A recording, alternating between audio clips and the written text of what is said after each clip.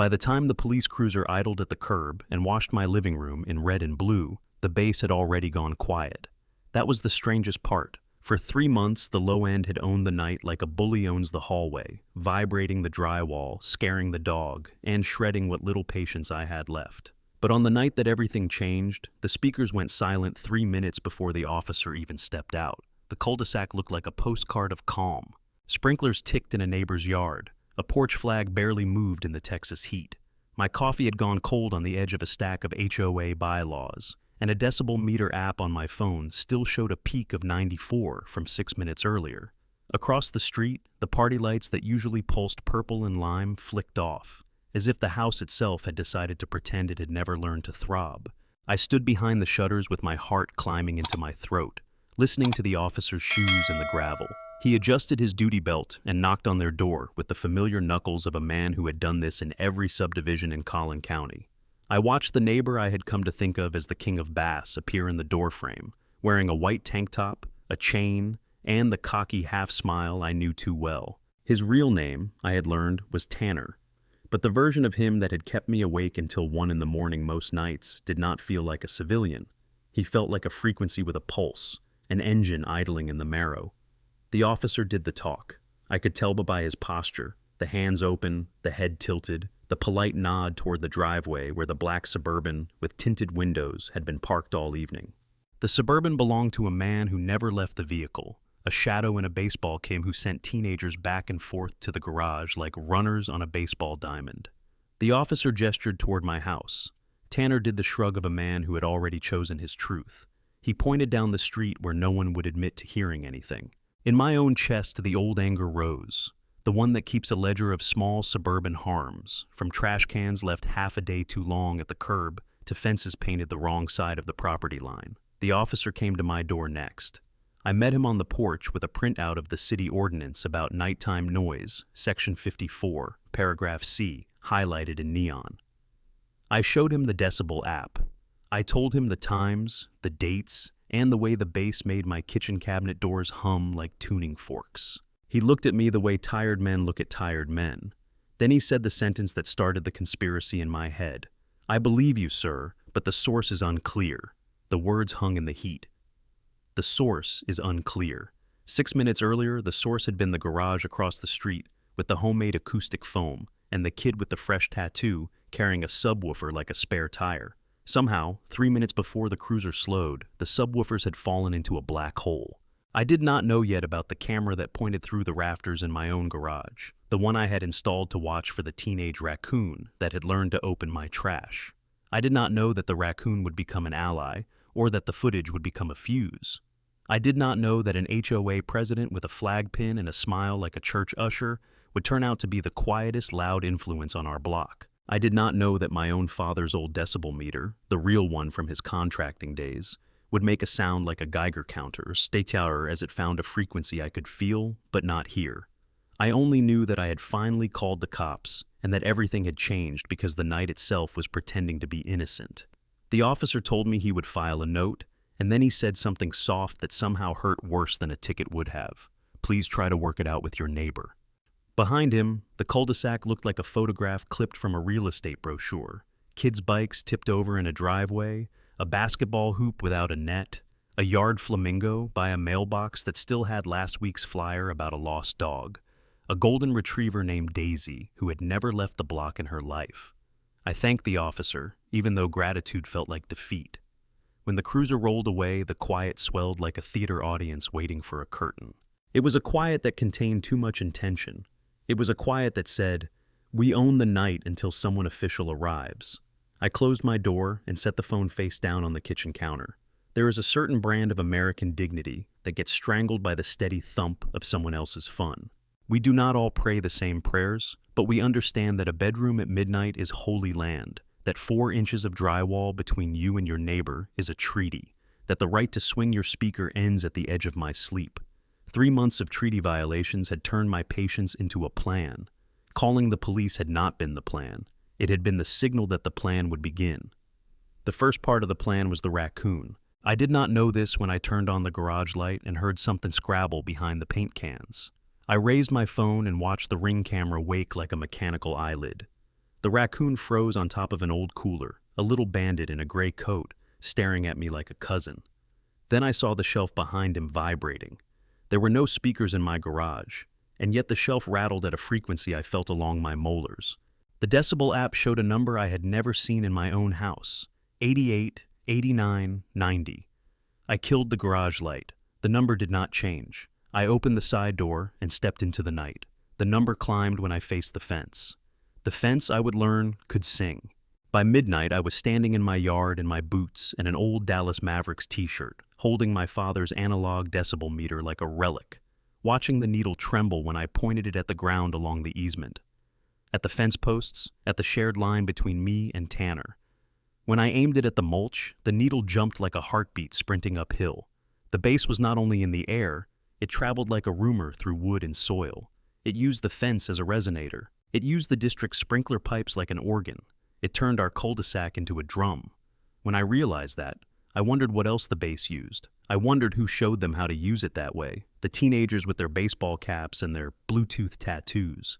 I wondered what sat in the back of the Suburban that never shut off, idling like a patient beast. I wondered about the HOA president who somehow never heard the music but always heard my complaints, who told me in his soft Sunday voice that he preferred community solutions, and reminded me that fines for excessive escalation could apply to me as well. I wondered whether the officer's sentence, the source is unclear, was a warning or a hint. I went back inside just before 1 o'clock and set the decibel meter on the kitchen island beside my laptop. I opened a Word document I called Neighbor Revenge, and then, because revenge is too blunt and ugly for what I wanted, I renamed it Treaty. In America, we are fond of treaties we intend to win. I wrote the first line: the base is a border and it is a weapon, and both are illegal after 10 o'clock. I saved the file, and I poured the cold coffee into the sink, and I began, finally, to plot. The story that leads to a police cruiser idling in front of your home rarely begins with a villain in a white tank top. It begins with a person who wants to be generous. It begins with you trying to be the neighbor your parents taught you to be, which is to say the neighbor who says hello over the fence, who brings over the extra deviled eggs after the tailgate, who offers to help with a ladder when you see somebody climbing an oak in August heat with nothing but optimism and flip-flops. It begins with the American instinct to mind your business and help anyway. The first night of the base, I let it ride. It was a Friday in June, the kind of hot that makes asphalt smell like melted crayons. I had come home late from a job site weld in Addison, shoulders on fire, hands black with the work that has a way of staying under the nails even when you scrub. I made a sandwich. I watched a few innings. Just after 11, a pulse rolled across the living room, like a low tide of electricity. Barely there at first, more mood than sound. I thought it was a car.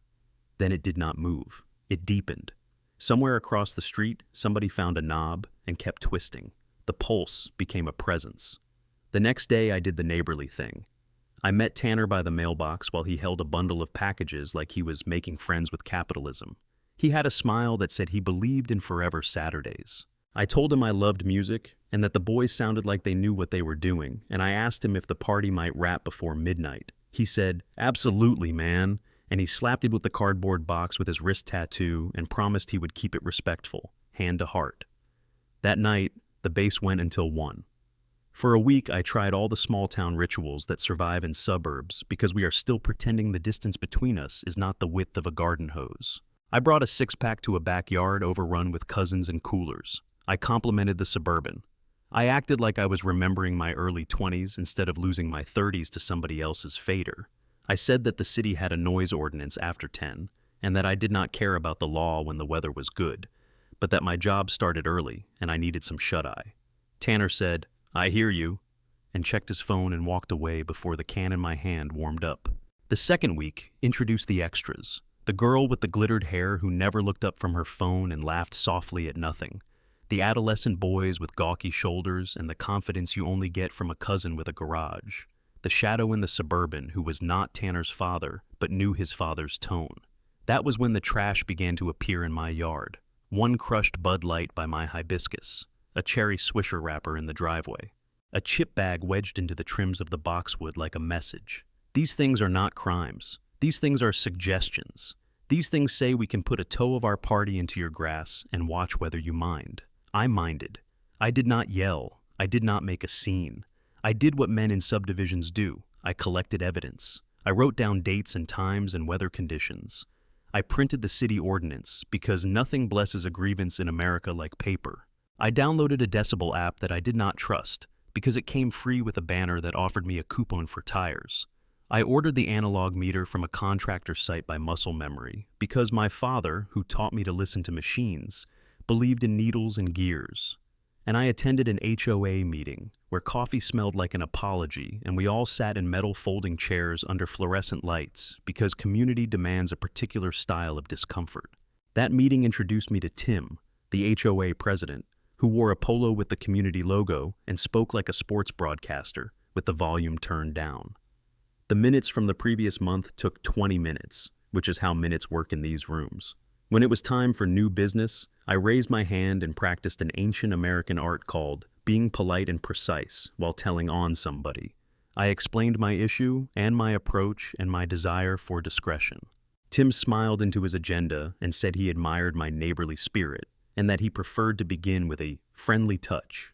He promised a courtesy letter to Tanner, reminding him of quiet hours, and requested that I keep him posted. Please try not to call the police, he added, and wrote something in the margins of his packet that I did not get to see. The letter went out. The bass slowed for 2 nights and returned like a disciple. The party got smarter. The garage door remained closed like a sealed mouth. The teenagers used the side gate. The suburban changed spots. Cameras appeared under the eaves, pointed outward in a show of innocence, or in a message that said, "We are the historians now." When the officer first came because I finally dialed, the bass died 10 seconds before the cruiser turned onto our street. The source is unclear. On the second call, weeks later, the bass shifted strategies. It moved lower, below hearing, and into bone. My kitchen drawers buzzed, but my ears did not accuse them. That was when I discovered the fence as a resonator and wondered if I lived beside a hobbyist or a laboratory. There is a point in every suburban feud where you begin to attach meaning to a dog's bark and a sprinkler's schedule. The trick is to recognize that you are doing it and either stop or become very good at it. I became good. My notebook grew dense with sketches of our block, with notes on who arrived when, with hand-sketched graphs of decibel curves, with snapshots of footprints in the soft line of mulch. I wrote down the time a boy parked a scooter under my oak at 10:48 and laughed into his sleeve as if he had planted a flag. I wrote down the moment a woman I had never seen looked at my house and raised her phone and pretended to take a selfie with my bedroom window in the background. In a town where everyone has a Ring doorbell, nothing spooks you like a face you cannot place smiling into a glass eye. By late July, I had become the sort of citizen that makes other citizens drink. I knew this, and I did not care. There is a stubborn love in the American voice that says this is my house and my lawn, and my wife's grandmother's pie plate in the cabinet that rattles when you test your subwoofers, and you will not turn my ordinary life into your after hours. I adjusted the slats of my blinds at 12:37, and at 12:49, and at 1:03. I checked the thermometer when the air conditioner cycled off, because the bass likes it better when your unit is still. I taught myself to hear which songs bloomed at which frequencies, how the lowest notes traveled under doors and through ground, which is how I learned that you can drive a war through a neighborhood without ever raising a voice. It would be neat to say the call to 911 was a breaking point. It was not neat. It was a slow grind math. It was a pile of small proofs and a picture of my face in the bathroom mirror with the tiredness of a man who no longer recognizes his own weekends. It was a polite email from Tim reminding me that HOA actions are limited and asking for patience. It was the discovery of a burner Instagram full of flyers for private sets with an address blurred that still looked exactly like our street. It was the realization that the Suburban belonged, not to Tanner, but to a man who had a business card that said Event Logistics and a logo that looked suspiciously like a municipal seal. It was the understanding that in my quiet little American world, the treaty had been canceled and replaced with a rental contract for a party that did not include me. So I called. I became the man I did not ever want to be. I called the police on my neighbors. And when the cruiser drifted down our street like a patient animal and the music went quiet before the tires stopped, I understood that this was not only a noise problem. This was something else with a baseline. The source is unclear. I took that sentence like an order. If the source is unclear, I would clarify it. If the game was sub-bass and pipes and fences, then the answer was evidence and sunlight. Neighbor revenge would not be a prank or a spike strip or a power tool at dawn. Neighbor revenge would be the treaty rewritten with my signature on the header and a line for everyone else. It would be not a war, but a history lesson. The conspiracy began, as most conspiracies do, with perfect common sense. I set a coffee pot on a timer for 2 in the morning. I put my father's decibel meter in a shoebox, lined with an old flannel, cut a hole for the dial, and slid the box under the fence line, rain side down, so the needle would tell the truth about what traveled through soil. I mounted a cheap accelerometer puck to one of the fence posts, because a late-night dive into a hardware forum taught me that vibration can be logged like weather. I ran a cable into the garage through a gap I had never noticed, and I made a spreadsheet with columns for time, gain, song guess, car arrivals, and a column titled Suburban Shadow. I am not a paranoid man. I am an organized man under siege. On the third night of the setup, the accelerometer did something I did not expect. Before the bass rose, the fence hummed with a frequency too steady to be a song. It was a single tone, flat as a horizon. It climbed until the app said 68 hertz, which is not low enough to break glass, but is low enough to make a human stomach complain. Then the music arrived like a city after the highway, high school rap with adult mixers.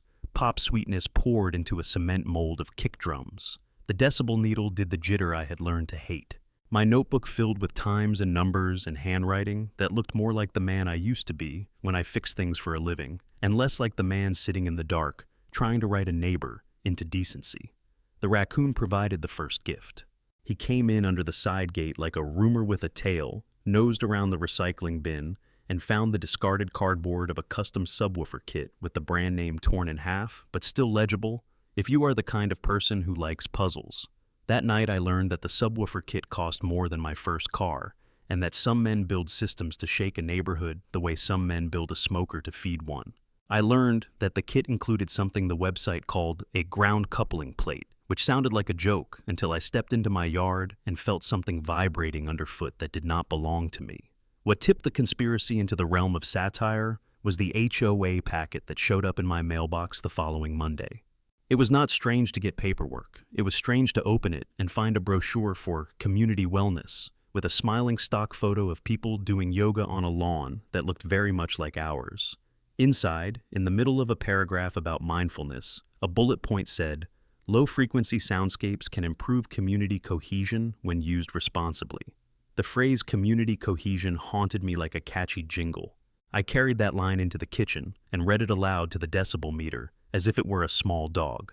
I imagined Tim writing this with a straight face, and then imagined him writing it while wearing earplugs. I laughed. Then I was angry. Then I laughed again. The serious turn came with the footage. I reviewed ring clips like a man auditioning for a job in security. In one clip, the Suburban idled with its lights off and the driver's window down. A hand emerged with a small device with a stubby antenna, the kind of thing that looks like a garage door opener bred with a remote control. The hand pointed the device at the ground near the curb. In the same clip, 10 seconds later, my fence accelerometer graph did a little fireworks display, the ground coupling plate, the tone at 68 hertz, the pipes. I watched the hand again and felt the kind of cold that happens even in August when a small truth clicks into place. I printed stills and circled hands and devices and the tiny glint of something metallic at the roadside. I wrote a very adult email to Tim with attachments and a subject line that said, "Noise, infrastructure, health." He replied with a sentence that widened the satire. "We appreciate your passion, and we ask that you refrain from further surveillance that could make your neighbors uncomfortable." I read that twice and laughed so hard the dog left the room. Surveillance makes us uncomfortable, unless the cameras are ours, and then they are called safety. By then my story had gathered witnesses. Ms. Angela down at the corner, with the oak that looks like a cathedral, admitted that her plates rattled in the cabinet and she thought she had a ghost. Mr. Roy with the lifted F-150 admitted that he kind of liked the bass at first because it made him feel young until he noticed his heart beating funny at 2 in the morning.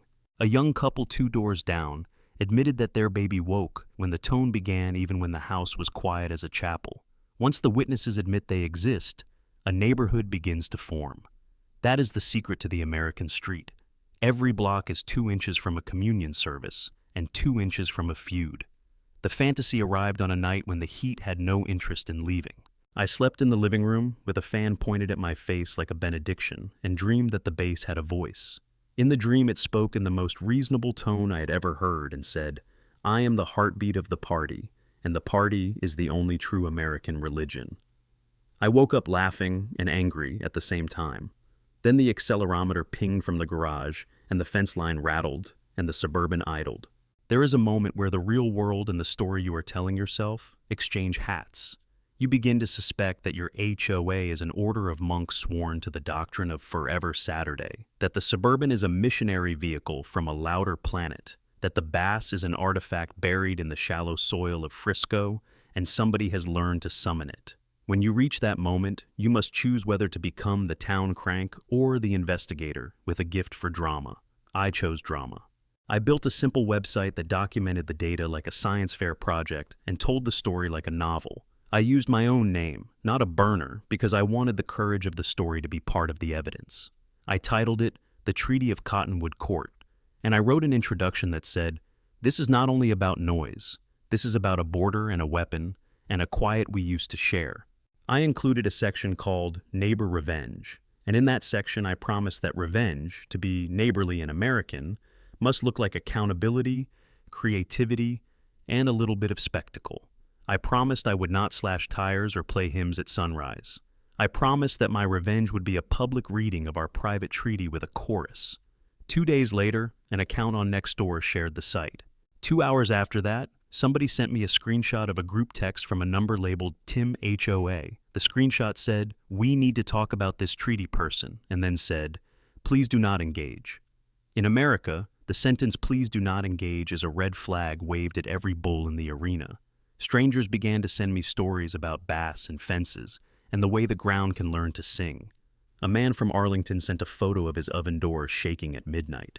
A woman from Plano sent a sound file that sounded like a hard swallow from a god who did not love us. The conspiracy reached doctrine when I discovered the property diagram for our subdivision in the county records, which listed an easement under the sidewalks for communications. It turns out that a pipe is a pipe to a tone. That was when the fantasy hardened into strategy.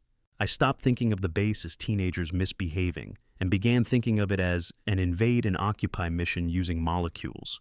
Neighbor Revenge would not be a prank, it would be a campaign. A municipal code, a county map, a decibel needle, a choir of witnesses, a video of a hand pointing a device at a curb, a raccoon holding a cardboard clue like a tiny assistant, and a treaty read aloud in the cul-de-sac, under string lights to a crowd invited with flyers that used words like potluck and wellness. America has never resisted a potluck. I set the date for the potluck treaty reading on a Saturday that promised a sunset like a postcard. The flyer said Community Quiet Night and borrowed the yoga font from the HOA wellness brochure because irony is an energy source if you channel it. I knocked on doors like a candidate. I handed out cheap paper plates stamped with the words, "Bring something." I convinced Ms. Angela to bring her peach cobbler and Roy to bring his smoked sausage, and the young couple to bring a baby monitor as a prop. I even invited Tanner, because neighbor revenge that excludes the neighbor is only half brave. He took the flyer with 2 fingers and said, "We are busy that night," which was a lie because I had seen the calendar in their garage taped above the mixer, and the rules of their life were written in the squares. At 7 o'clock, folding tables formed a ring in the cul-de-sac. Coolers opened like small miracles. Children did the drunk walk of sugar. A guitar emerged, and then, in the kind of American twist that keeps this nation from breaking in half, a neighbor I had never met named Maggie tuned it and played a soft version of Lean on Me that would have made a judge cry. When the sky turned the color of a peach peel and the extension cords glowed, I climbed onto a step stool and introduced myself the way I always should have, which is to say with my name first and my complaint second. I told them the story of our summer like a fable, with meters and pipes and a Suburban that was a character. I told them about the tone at 68 hertz and the decibel meter needle that had taught me to hold my breath to hear better. I told them about the baby who woke when the silent song began, and about the raccoon with the cardboard clue. Then I read the treaty. It was not long because long treaties are bad for potlucks and children's bedtimes. It said that after 10 o'clock from Sunday through Thursday, and after 11 o'clock on Fridays and Saturdays, the cul-de-sac would belong to the people sleeping inside their homes. It said that bass is not music after those hours. It is trespass. It said that if anyone, including me, broke the treaty for the second time in a month, we would all agree to do the embarrassing thing called calling the police together, and that the caller would sign his or her name to the call and to the report. It said that evidence lives in the light and that we would not shame one another for gathering it. It said that the HOA would bring its wellness brochures to the next meeting, and that we would vote to replace the phrase community cohesion with community quiet, because cohesion without quiet is a rave. I had planned for silence after the reading. I had planned for the awkward shuffle of neighbors adjusting their plates and their opinions. I had planned for Tim to clear his throat and condescend. Instead, Roy clapped the clap of a man who has finished a big job. Ms. Angela said, "Amen." The young couple raised their baby monitor like a chalice, and then the Suburban idled at the end of the block, and the window rolled down an inch. There is a point where neighbor revenge and neighbor grace wrestle. It looks like a car window. It looks like a man making a choice between a button and a handshake. I left the step stool and walked the long walk toward the Suburban. The driver looked like a man who has seen far more night than day. His baseball cap was clean. His gaze was not hostile. It was tired. I said my name. He did not say his. He held up the small device with the antenna and said, "You are pretty good at the internet for a welder." The sentence knocked me back 6 inches. He said that he ran sound for events and that this block had been an easy place to test low end because the garages were deep and the pipes were friendly. Friendly pipes. I thought about the brochure. I asked him to stop. He said, "There is money in this." I said, "There is sleep in this." He said that my treaty looked like a joke until he saw the crowd, and that nothing makes a man behave faster than the potential of 20 witnesses with phones. He said, "I am not going to jail over a tone." I did not say neighbor revenge out loud, but I thought it, and it did not feel like burning his life down. It felt like making his shadow choose the sidewalk or the light. I told him that the next time the fence hummed after 11 on a weekend or after 10 on a weeknight, I would bring the entire potluck to stand in the street with their phones out while we called his boss, the police, the HOA, the venue he claimed to represent, and my cousin who works at the paper in McKinney and loves a quirky story. I said, "We will do it kindly and we will do it with names." He looked past me at the tables and the children and the folding chairs and the guitar under Maggie's elbow. He looked at the way the neighborhood had arranged itself like a jury that also knew how to make a potato salad. He nodded once, a small nod, the kind men use when the truth and their own pride finally shake hands. Then he put the device in the glove box and drove away. The Suburban did not come back that night. The tone did not arrive either. The fence slats felt dumb as wood again. But Tanner arrived, and he arrived angry. He told me I had embarrassed him. He told me that the bass was his identity and that I was trying to erase him. He told me I had called the police like a snitch. In America, you will eventually be called a snitch for asking to sleep. I said, as gently as I could, that identity matters less than bedtime in a cul-de-sac. I said that he was welcome at the potluck. I said that the treaty had a clause about parties that ended at 11 with reasonable volume, and that I would even help him carry speakers if he wanted to throw a barbecue with lyrics that did not make Ms. Angela blush. He called me a name men use when they are losing, but not ready to reconcile. He left. The next morning, I took my evidence packet to the police station and filed a report with the stills of the hand and the device and the accelerometer graphs and the decibel charts and the video of the oven door hum in Arlington that some stranger had allowed me to include as a symbol of solidarity. I sent a copy to the city's code enforcement office with a cover letter that referenced the municipal section about unlawful disturbance and included a list of witnesses. I sent a copy to Tim with a sticky note that said, "Please bring to the meeting under new business." And because the internet is its own court, I posted the treaty and the report on the site and on the Nextdoor thread with a note that said, "Sign below if you favor quiet hours."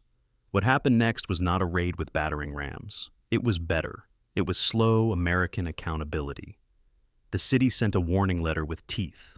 The HOA discovered a spine and fined Tanner for the cameras pointed at the street, in violation of a line in a rulebook none of us had read before, but all of us signed. The landlord who owned Tanner's house learned that a non-compliance with municipal law could void favorable terms of a lease renewal, and suddenly the lease renewal included a noise rider that read like a bedtime story. The The suburban stopped using our block as a laboratory and moved on to a bay in an industrial park where the pipes are honest and the neighbors wear ear protection for a living. And Tanner, after a week of performative revving and 2 nights of failed parties where nobody arrived, came to my porch. He did not apologize. Americans are not fond of that word. He did the practical version. He said he did not know about the tone and the pipes. He said he liked the feeling of the bass because it shook loose the quiet in his chest that made him scared. He said he had a little sister who was detoxing, and that when she slept he could too, and sometimes he used the music like a fan to drown out the things that clawed at his head. He said that if 11 was the treaty, he could live at 10:30. He said he would try. The treaty holds. It is not perfect. Teenagers are teenagers, and men in suburbans exist, and HOA presidents collect brochures the way some men collect coins. But when the fence hums now, it hums with sprinklers. When the decibel needle jumps, it is because I dropped it reaching for a cookie sheet. When the cruiser glides down the street these days, it is to wave at Daisy's owner or to tell Roy to move his truck for street sweeping. And when people ask me whether neighbor revenge worked, I tell them the truth. I tell them that revenge is only satisfying if it becomes a story the block can live with. The night everything changed did not end with handcuffs. It ended with a potluck and a treaty, and a suburban choosing a different map. I still keep the file on my desktop named Treaty. Inside is a folder named Neighbor Revenge, full of meters and graphs and screenshots, and a raccoon captured mid-crime holding a clue like a trophy. I keep it not because I plan to use it, but because American peace always includes the possibility of future litigation. I sleep. The dog sleeps. The cabinet doors keep their counsel. In the end, it was not about revenge. It was about reclaiming silence. And yet I say the phrase neighbor revenge in my head sometimes like a good luck charm, a reminder that the best revenge in a neighborhood is to turn your enemies into witnesses and your witnesses into neighbors again, one quiet night at a time.